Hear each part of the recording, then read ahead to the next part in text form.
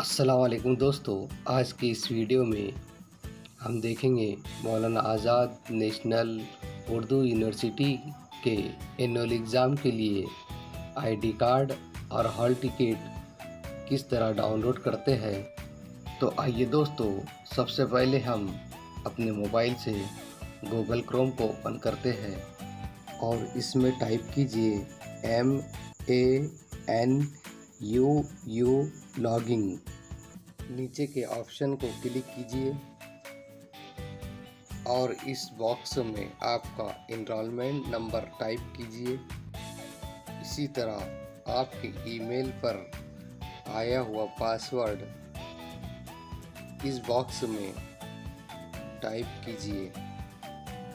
इसके बाद में लाल कलर में दिखाई देने वाला कैप्चर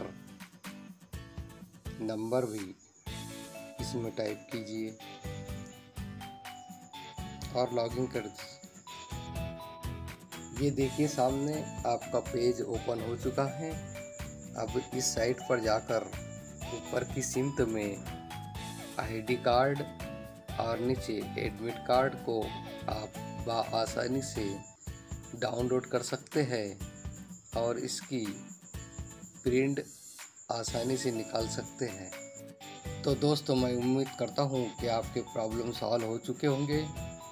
इसी उम्मीद के साथ मेरे चैनल को सब्सक्राइब कीजिए और बेल आइकॉन को क्लिक करना ना भूलें। शुक्रिया।